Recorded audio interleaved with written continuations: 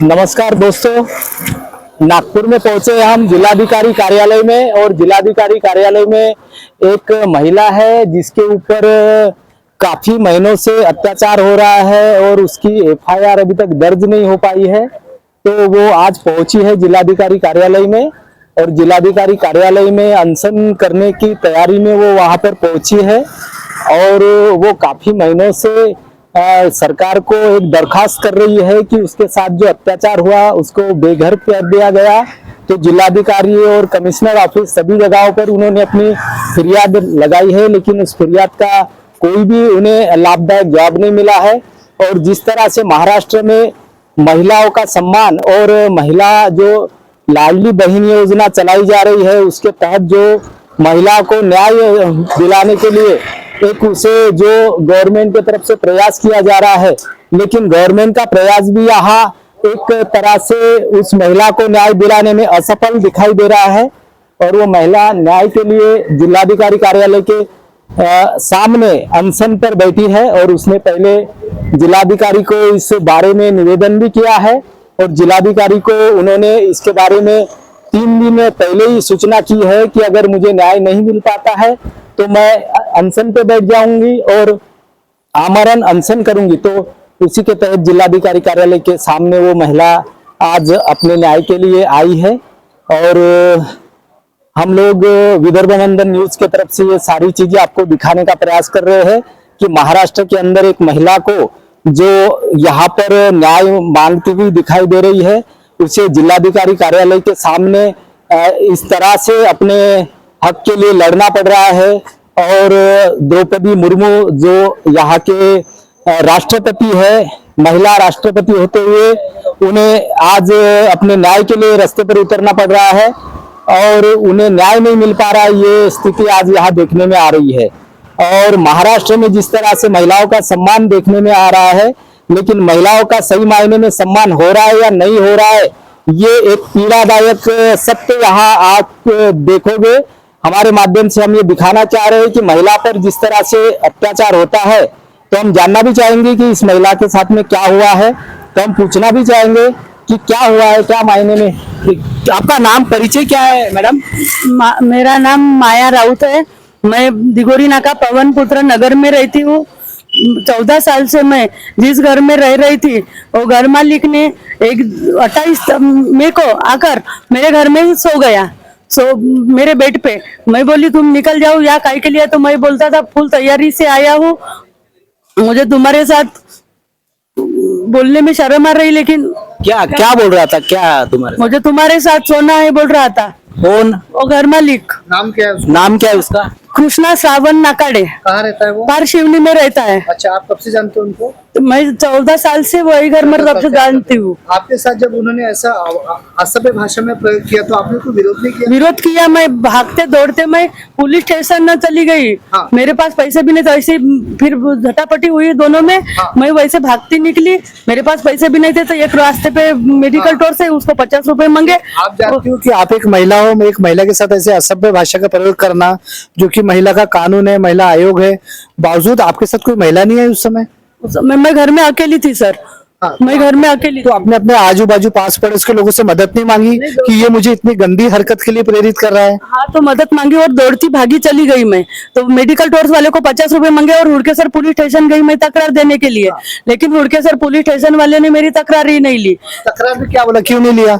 तो बैठे रहो, बोले हमको जो करना है वो हम करेंगे बोले। आपने 112 पे कॉल किया था?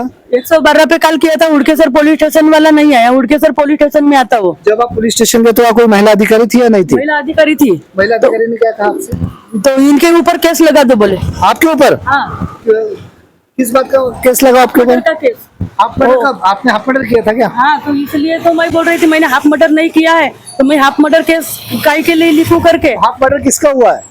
किसी का नहीं हुआ है। तो फिर हाफ मर्डर मेरे ऊपर हाफ मर्डर का केस लगाओ बोल रहे थे। तो हाफ मर्डर लगाएंगे? हाफ मर्डर कब लगता है? जब आपने सही में किसका कुछ मर्डर किया होगा। नहीं किया मैंने किसी का मर्डर। फिर आपने उस अधिकारी को ये नहीं कहा कि मैडम मैं आपके खिलाफ माननीय पुलिस आयुक्त या माननीय जिलाधिकारी साहब या माननीय न्यायालय के पास जा सकती हूँ? हाँ बोला मैंने। वो कैलाश देशमान्य साहब थे वहाँ। ये कौन थे कैलाश देशमान्य? वो हुड़केसर के थानेदार थे। अच्छा, और इसके बाद संबंधित जिन जिन लोगों ने आपके साथ अन्याय किया, अत्याचार किया, उनके खिलाफ आपने पुलिस में कुछ माहिती दी है? हाँ दी है मैंने। जैसे कि तो उदाहरण- मैं 3 बजे तक वहाँ बिठा के रखा। 3 बजे के बाद में मैं सीपी ऑफिस आई। सीपी ऑफिस ने भी मुझे साहब से मिलने नहीं दिया, वहां से भी भगाया। फिर मैंने लेखी तकरार मेरी 3 तारीख को दी। अच्छा, अभी आप यहाँ माननीय जिलाधिकारी साहब कार्यालय में उपस्थित हुए हो, तो आपकी मंशा क्या है? आपका बेस क्या है कि आप किस मेरे लिए को आओ? न्याय मिलने को होना। मिलना चाहिए। तो मैं 16 तारीख को फिर मेरी 3 तारीख को मैंने कंप्लेंट दी, तो उस कंप्लेंट पे मेरे अर्ज पे कुछ नहीं कार्रवाई की। अच्छा। कार्रवाई नहीं की, मैं फिर पूछने के लिए गई, मेरी तकरार कहाँ गई करके, तो डीसीपी ऑफिस गई सक्करदरा। उसके बाद में वो बोलते हैं नंदनवन में गई है, तो मैंने नंदनवन के उसकी जेरॉक्स निकाल के लाई। अच्छा, अभी आपसे पूछना चाहूंगा, आपने आदरणीय मुर्मू जी राष्ट्रपति, हमारी महिला वरिष्ठ, इनके फोटो लिया है, इसके पीछे कारण क्या है? मैं जान इसके पीछे कि ये एक राष्ट्रपति होने के पहले एक औरत है, वो सबको न्याय दिला सकती है। Exactly. उसने बोला है कि हम महिलाएं ऊपर कोई अत्याचार नहीं होगा, इसलिए मैंने ये राष्ट्रपिता है, इसलिए मैंने उसकी तस्वीर हाथ में लेके अपने लिए न्याय की भीख मांग रही हूँ। यानी आपको इससे न्याय की गुहार है, मदद की न्याय की हाँ, भीख आपकी मांग मदद रही की हूँ। मांग कर रहे हो मैं आप? सर। अच्छा अच्छा अच्छा। फिर 16 तारीख को मैं जब सो के ही थी तो 7 बजे का टाइम है, तो 15-16 लोग घर में आए। हाँ। घर में आए, मेरे को खींच के 4-5 लोग लेके गए अंदर। आपको पता है कि नारी को एक शक्ति का रूप बोला गया है, नारी दुर्गा है, नारी चंडिका है, तो आपको नहीं लगता कि आप खुद को कमजोर समझ रही हो? मैं कमजोर नहीं समझ रही सर, तो फिर मैं क्या करूं?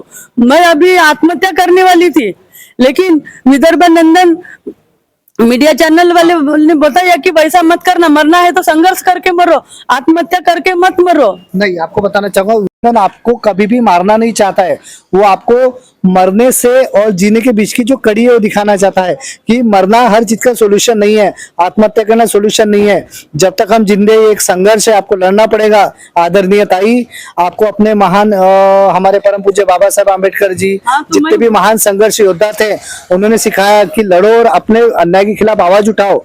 और विदर्भ नंदन आपकी तो मैं- आवाज उठा रहा है। हाँ, तो मैं 16 तारीख को सो के ही थी मेरे घर में, तो 15-16 लोग आए, वो घर मालिक भी आया और 4-5 लोगों ने अंदर खींच के लेके गए।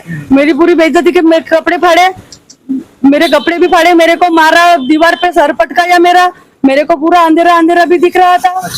अच्छा, आपके परिवार में आपके अलावा कोई है? हाँ, लड़का था, तो लड़का सुबह ही होम पेशेंट के लिए चला गया था। अच्छा लड़की है तो लड़की की सहेली की शादी थी, तो वो हल्दी में गई थी। अच्छा अच्छा। आपके साथ जिसने ऐसे गलत व्यवहार किया, वो किस पेशे में है? उसका कुछ काम वगैरह है? हाँ, टीचर है वो। टीचर है? हाँ। एक टीचर हो कि उसने ऐसा कहाँ टीचर है वो? पारशिवनी में, कौन से गांव में वो मालूम नहीं, लेकिन पारशिवनी में रहता है। कैमरामैन इस बात को हाईलाइट कीजिए कि जो संबंधित व्यक्ति है, जिनने मैडम के साथ में गलत व्यवहार किया, कुछ शारीरिक संबंध बनाने की मांग की, ऐसा हमको पता चला है, हाँ। जो कि पेशे से एक टीचर है। हाँ, और यानी इतना बड़ा प्रोफेशन है, इतना सम्माननीय, हाँ, समाज में आदरणीय व्यक्ति है, बावजूद वो अपने प्रोफेशन को कलंकित कर रहा है ना, ये उचित नहीं है। तो मैं शिक्षक का कार्य। फिर पुलिस स्टेशन मेरे कपड़े वाले, मेरे कपड़े भी निर्वस्त्र किया मुझे, वो पैंट भी निकाला था मेरा। तो मैंने फिर अपना ऐसा ढूंढा, मेरा मोबाइल भी फोड़ा था कि फोटो डिलीट करने के लिए, मेरे पास उसकी फोटो भी है, मेरे घर में आके मेरे बेड पे सोया था वो। तो मैंने फिर पुलिस स्टेशन में जाके अपनी घर से निकली, अपना पैंट वैंट देखा कहाँ है करके, और पुलिस स्टेशन में जाने के लिए निकली। तो पुलिस स्टेशन में आपका कहना है कि आपके साथ जो भी अन्याय हो, पुलिस ने आपको किसी भी प्रकार का कोई समर्थन या आपने को सपोर्ट नहीं दिया ना? कोई भी सपोर्ट नहीं दिया। मैं पुलिस स्टेशन में गई, मेरी तकरार ही नहीं ली। तकरार नहीं लेने के बाद में मैं इधर उधर घूमती रही वो जो महिला 5 दिन। अधिकारी थी, उसका नाम पता है आपको कि ताकि उसके उसका खिलाफ नाम कुछ- नहीं पता सर मुझे। अच्छा, आप उसे पहचान सकती हो? हाँ, मैं पहचान सकती। ठीक। और मैं इधर उधर घूमी, 5 दिन घूमी। फिर वो मानवाधिकार वाले वो विलास भाऊ कांबड़े है, हाँ। उनके पास गई, भैया मुझे ऐसा ऐसा हुआ मेरे साथ, मेरे को न्याय नहीं मिल रहा। तो फिर उन्होंने फोन किया, तो तकरार अर्ज लिया मेरा। तकरार अर्ज लेने के बाद में भी उन्होंने कुछ भी कार्रवाई नहीं की। और हुड़केसा थाने में गई तो बोलते हमको क्या करना है, हम देख लेंगे। वो घर मालिक भी बोल रहा था, पुलिस वाले मेरे जेब में है बोल रहा था। मैं जब रिपोर्ट देने गई तो वो भी आया था, उसको भी बिठा के रखा था, और अंदर रूम में बिठा के रखा था, और मुझे बाहर बिठा के रखा था उन लोगों ने। अच्छा, वो यानी जो टीचर है उनको अंदर बैठाल के रखा था हाँ, थाने अंदर में? बिठा के रखा था थाने में। अच्छा, आपको क्या बोल रही थी फिर वहाँ के आला अधिकारी? तुमको जो करना है वो कर लो बोल रहे थे। मेरे को 8 बजे तक बिठा के रखा वो पुलिस स्टेशन में। किसी भी संगठन या महिला आयोग ने कोई सामने से मदद की, वो किया है कुछ? नहीं किया है। देखिए, आप देख रहे हो इतने बड़े महिला संगठन है, बड़ी बड़ी राष्ट्रीय पार्टी है, कोई भी पार्टी का कोई पदाधिकारी या कोई अध्यक्ष या व्हाटएवर जो भी है, कोई भी इनकी मदद के लिए नहीं आया।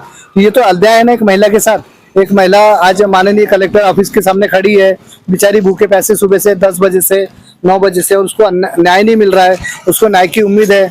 अब देखते हैं इसमें क्या होगा आगे। ये एक जिलाधिकारी साहब के समक्ष आज ये समस्या ये रख रही है, और हम लोग भी एक डॉक्टर बाबा साहेब आम्बेडकर श्रमजीवी पत्रकार संघ के माध्यम से निवेदन देने जा रहे हैं। आम्बेडकर श्रमजीवी पत्रकार संघ की ओर से भी हम अपना डेपुटेशन रखने जा रहे हैं कि यानी महिला को न्याय मिला जाए। ये है ठीक है। वो घर में और लोगों से बड़ी संख्या में तादाद में ये मांग करते हैं कि उन्होंने भी ऐसे पीड़ित महिला को न्याय देने के लिए सम्मिलित होकर सहकार्य करे। सीपी साहब के, कमिश्नर साहब के पास गई, सीपी साहब के पास गई, तब गई कलेक्टर साहब के पास भी 2 बार आई मैं। साहब मेरे को न्याय दो करके मैंने उनके भी पास तकरार दी। आपको सीपी साहब ने क्या बोला? सीपी साहब ने भी कुछ नहीं बोले, तकरार दी मैंने सीपी साहब को भी दी। तो बोला हूं उन्होंने कि मैं डीसीपी को बोलता हूँ या पीआई को बोलता हूँ। नहीं, फिर बावनकुड़े साहब के पास भी गई मैं, उन्होंने भी लेटर दिया है। बावनकुड़े साहब के पास गए थे, क्या लेटर दिए उन्होंने? उन्होंने ये लेटर दिया है मुझे, उनको तो ऊपर कार्रवाई करो करके, लेकिन वो कुछ भी नहीं कर रहे।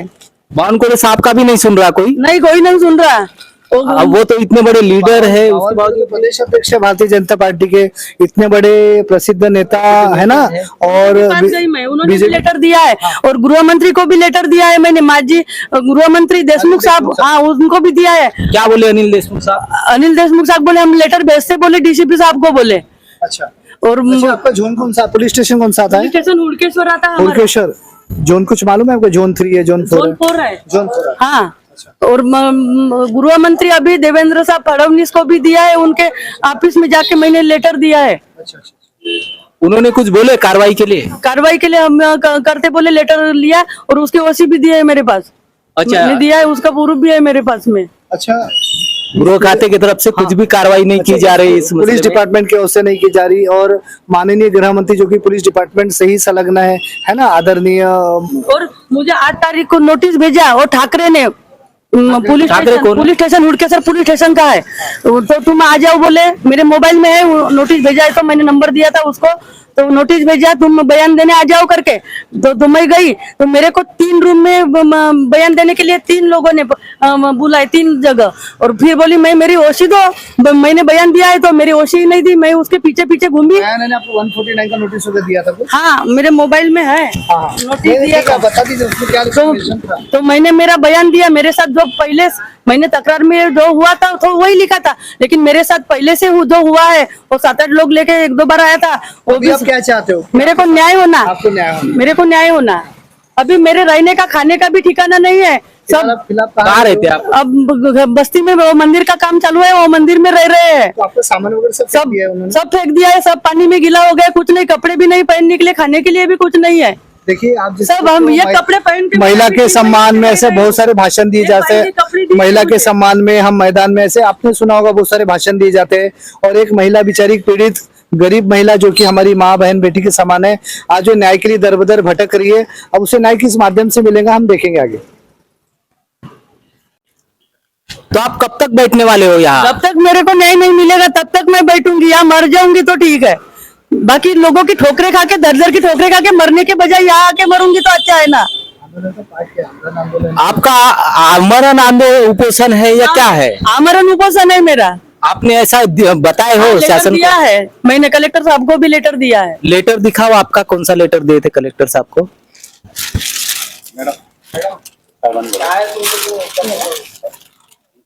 तुला बोलवलेलं एक मिनिट, लेटर साहेबांना दिलेला लेटर पाहू। आप देख रहे हैं, हम साहब को भी, जिलाधिकारी साहब को जो लेटर दिया था, ये बावनकुड़े साहब ने दिया हुआ लेटर है। ये भी कॉपी आपको दिखाना चाहेंगे हमारे माध्यम से। और जिलाधिकारी साहब को भी इन्होंने दिया है और मांग की है कि अगर इन्हें न्याय ना मिले तो ये आमरण उपोषण करेंगे यहाँ इस जगह पर। ये लेटर जिलाधिकारी साहब को भी दिया गया है, ये भी दिया, ये जोन का यहाँ भी पुलिस आयुक्त साहब को भी दिया है, ये भी चीज है। और ये सारी जगहों पर इन्होंने दिए हैं, काफी महीनों से ये इस न्याय के लिए तड़प रहे, लेकिन इन्हें कुछ भी नहीं मिला है। महिला है एक, और जिस तरह से बेटी का सम्मान, नारी का सम्मान महाराष्ट्र में किया जाता है, लेकिन एक नारी के ऊपर अत्याचार हो रहा है, लेकिन गृह विभाग क्या कार्य कर रहा है ये आप यहाँ देख पा रहे हो कि महिला को यहाँ रास्ते पर उतरने की एक नौबत आई है। 8 मार्च को महिला दिवस है, लेकिन देखिए साहब बुलाए हैं, तो देखते हैं अभी आगे क्या होता है। साहब ने तो आना चाहिए यहाँ आमरण उपोषण पर। जब एक पीड़ित महिला बैठी है तो गृह विभाग के आला अधिकारी जिला को संभालते हैं, तो साहब ने यहाँ आना चाहिए, ऐसी महिला की मांग हो रही है। क्योंकि साहब एक गोर गरीब जनता के लिए यहाँ बैठे हैं, ऐसी एक महिला की मांग हो रही है। जिलाधिकारी एक गरीब लोगों के लिए न्याय देने के लिए गृह विभाग में बैठे हैं। गृह विभाग जिलाधिकारी के अंतर्गत आता है। महिला यहाँ रोते हुए बिलखते हुए दिखाई दे रही है और न्याय की भीख मांग रही है, लेकिन उसे न्याय नहीं मिल पा रहा है। बहुत बड़ी शोकांतिका है महाराष्ट्र में महिलाओं के लिए जिस तरह से योजनाएं चलाई जाती है। शहर है, गृह मंत्री का शहर है, बड़े बड़े नेता, बड़े बड़े दिग्गज, आदरणीय सम्माननीय सभी लोग यहाँ नागपुर के हैं, बावजूद एक महिला को न्याय नहीं मिल रहा है, बड़ी शर्म की बात है। देखेंगे आगे जिलाधिकारी यहाँ यानी क्या इस पर दखल लेते हैं और क्या कार्रवाई करते हैं नागपुर जिला के जिलाधिकारी। हम ये देखेंगे और दिखाएंगे आगे कि इस विषय में क्या होता है। सही मायने में महिला को न्याय दिला पाने में यहाँ के आला अधिकारी सक्षम होंगे या ये प्रश्न चिन्ह बन के खड़ा होगा, देखेंगे आगे।